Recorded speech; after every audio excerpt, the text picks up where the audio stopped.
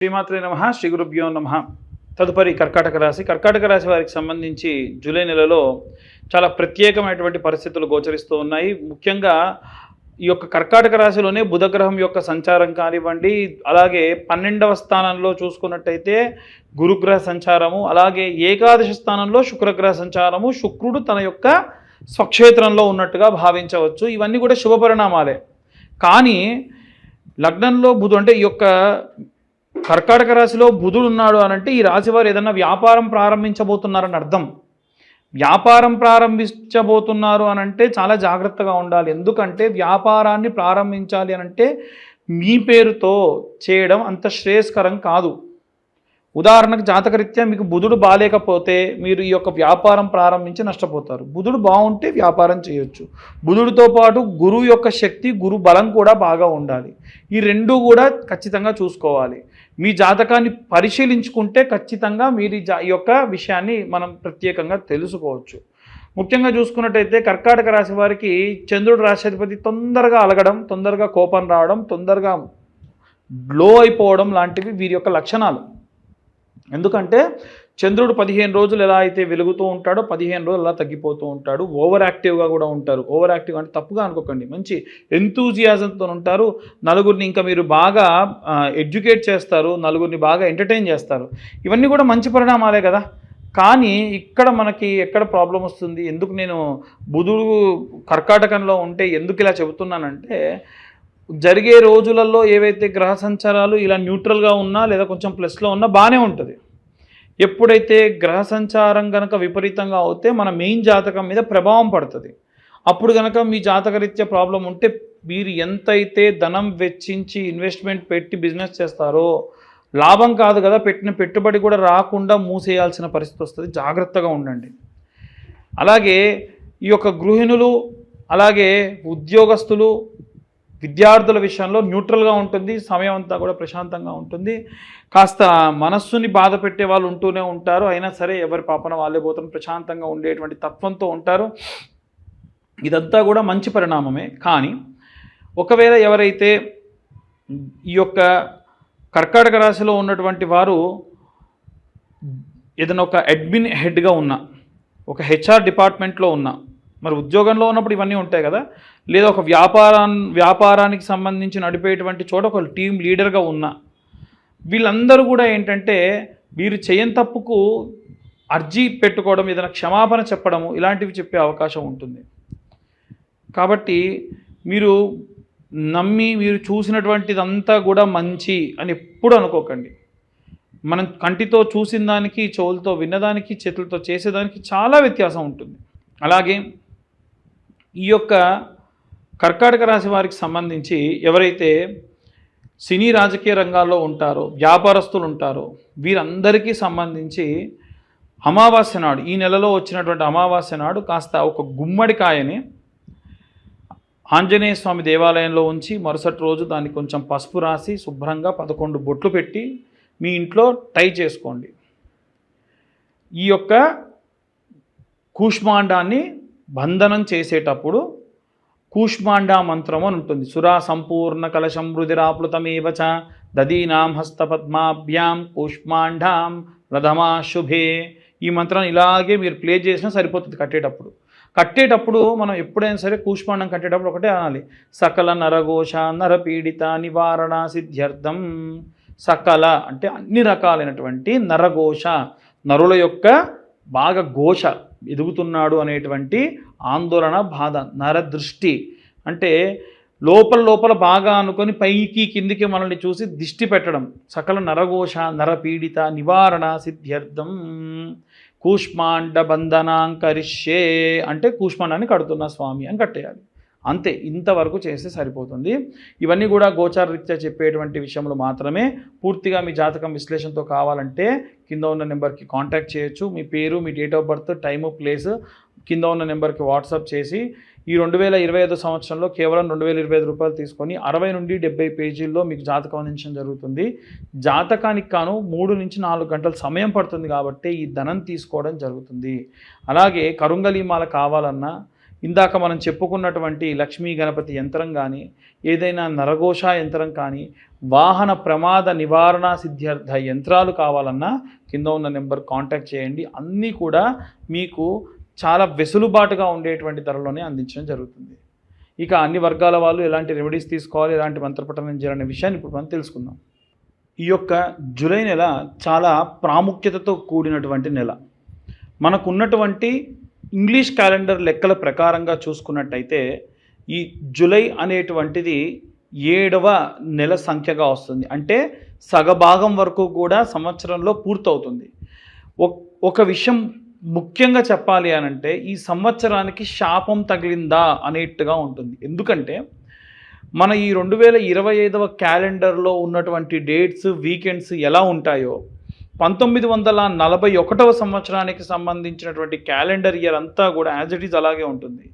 ఈ సంవత్సరంలో మనకు ఉన్నటువంటివి ఏవైతే జరిగినటువంటి డిజాస్టర్స్ ఉన్నాయో దీనికి రెట్టింపుగా 1941లో జరిగింది. అందున ముఖ్యంగా పర్ల్ హార్బర్ లాంటి బ్లాస్టింగ్స్ జరగడం కానీ, అలాగే ఉన్నటువంటి మన యొక్క వరల్డ్ వార్ 2 జరగడం కానీ, ఇలాంటివన్నీ కూడా చైనాలో 1500 మంది ఒకేసారి మాస్గా చనిపోవడం కానీ ఇలాంటివన్నీ కూడా జరిగాయి. మనం ఈ సంవత్సరం చూసుకుంటే కాలిఫోర్నియాలో జరిగినటువంటి ఆ యొక్క అడవి అంతా కూడా తగలబడి ఎన్నో జీవులు చనిపోవడము, అక్కడి నుంచి మొదలై ముఖ్యంగా మన భారతదేశంలో పెహల్గాం దాడి కానివ్వండి, రైల్వే యాక్సిడెంట్ కానివ్వండి, మొన్న రీసెంట్గా జరిగినటువంటి ఎయిర్ ఇండియా క్రాష్ కానివ్వండి, చాలా వరకు మాస్ సంఖ్యలో జనాలు చనిపోతూ ఉన్నారు. ఇదంతా కూడా గ్రహస్థితికి సంబంధించినటువంటి విషయం. కేవలం మనకు 6 నెలలు మాత్రమే పూర్తయింది, ఇంకా 6 నెలలు జరగబోతూ ఉంది. మన తెలుగు లెక్కల ప్రకారంగా అయితే ఇంకా మనకు 8 నుంచి 9 నెలల పాటు మన యొక్క తెలుగు క్యాలెండర్ అనేటువంటిది ఉంది. కాబట్టి జనాలందరూ కూడా చాలా జాగ్రత్తగా ఉండాలి. ముఖ్యంగా ఈ సంవత్సరంలో చూసుకున్నట్టయితే మనకు గతంలో గడిచినటువంటి రోజుల్లో షష్టగ్రహ కూటమి కానీ, పంచగ్రహ కూటమి కానీ, అలాగే శని తిరోగమనం కానీ ఇవన్నీ కూడా మనం దాటుకుని వచ్చాం.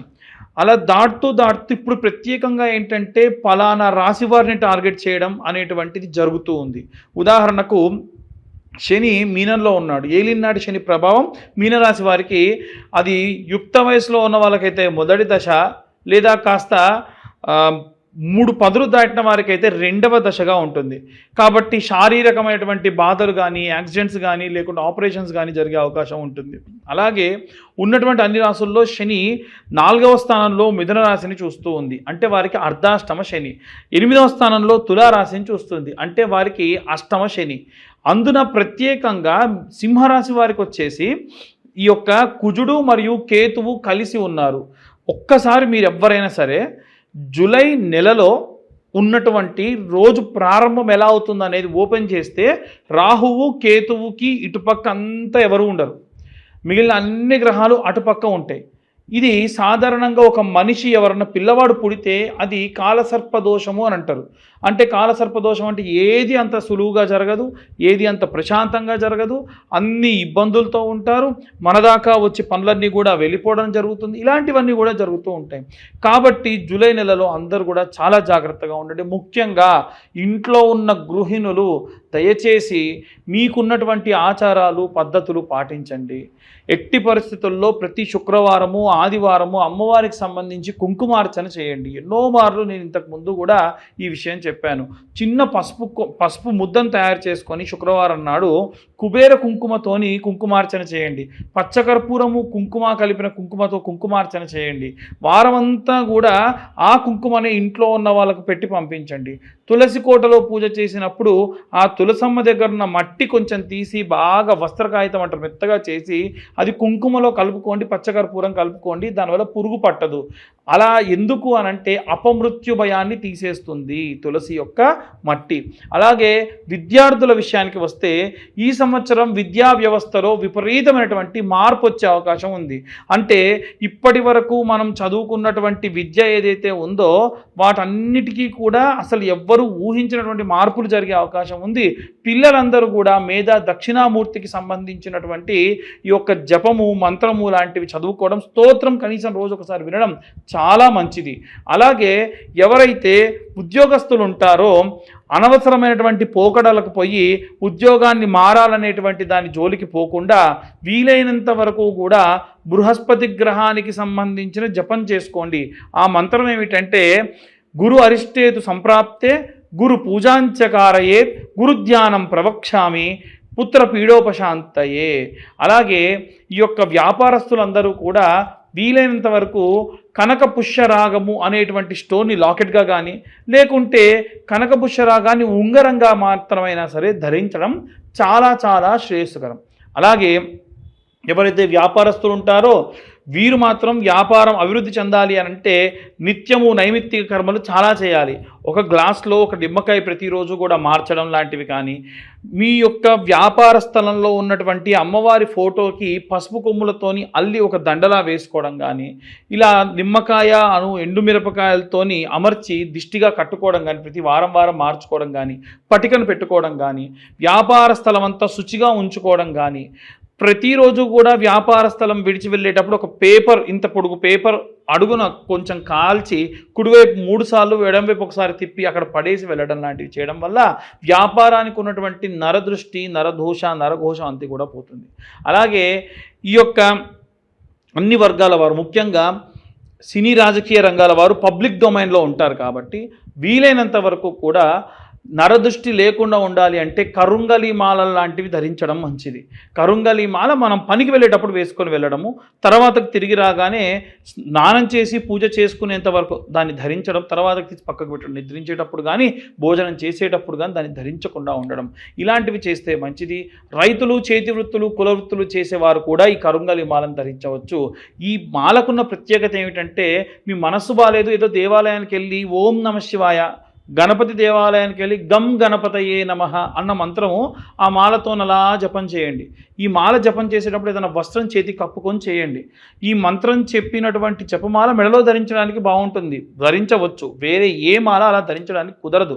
ఈ కరుంగలి మాల కావాలి అని ఉంటే కింద ఉన్న నెంబర్ కాంటాక్ట్ చేయండి. మీరు ప్రత్యేకంగా ఈ యొక్క మాలని మా యొక్క నెంబర్కి కాల్ చేస్తే, ఇంకోటి ఏంటంటే మీ గోత్రం పేర్లు పంపిస్తే మేము ఆ యొక్క పూజాది క్రతువు చేసి మీకు ఆ మాలను మీ దాకా కొరియర్ చేయడం కూడా జరుగుతుంది.